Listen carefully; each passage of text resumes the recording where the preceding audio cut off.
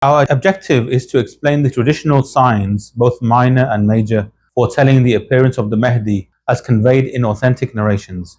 What if the big events we're seeing around the world today were actually predicted? Would that scare you? Or would it excite you, maybe even inspire you to rethink your direction in life? Because if the signs are real, then the Mahdi might not just be a future figure, we might be closer to his time than we think. So imagine this scene. The Prophet Muhammad spoke clearly about signs that would appear before the end times. Actually, even the mission of the Prophet himself and his passing away were signs of the end times, but for those who lived before him and were awaiting him. So some of these are minor signs and they unfold gradually over centuries. Others are major signs, intense and mistakable and cluttered close to the final hour. So now what about minor signs? Well, here are just some of the signs reported in authentic Sunni narrations, often categorized as minor signs. The conquest of Jerusalem, the outbreak of plague, which is generally linked to the outbreak in a town called Amwas in Palestine in the time of Umar ibn al-Khattab. Number 3, an increase in wealth at a time when people no longer need charity, the spread of tribulations, trials and confusion, the appearance of false prophets, a strange fire appearing in the land of Hijaz, the loss of trust, the disappearance of true knowledge and a rise in ignorance, the spread of adultery and immorality, rampant interest-based dealings, the rise of musical instruments, widespread drinking of alcohol, and the competition amongst Bedouin shepherds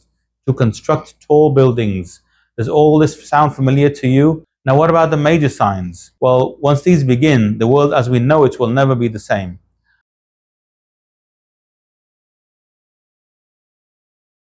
Among these signs, the Prophet mentioned a massive smoke covering the skies, the appearance of the Dajjal, who is a great deceiver, the appearance of a beast from the earth, also known as Dabbatul Ard, the unleashing of Gog and Magog, also known as Ya'juj and Ma'juj, the sun rising from the west, a fire rising from the area of Aden that drives people to their gathering place, 3 sinkings in the earth, one in the east, one in the west, and one in the Arabian Peninsula. These events are not folklore, they're recorded in multiple sources across Sunni and Shia traditions. However, many of these descriptions are symbolic in nature, referring to realities that may have already occurred or are unfolding in unexpected ways. For example, the Dajjal is not a single person, but represents a deceptive system or regime. These signs call for reflection, not just literal expectation. So now, what about a world in motion? Well, if we're already seeing these signs around us, then the Mahdi is not a distant fantasy. He's part of a divine roadmap. And this roadmap was drawn up long before our time.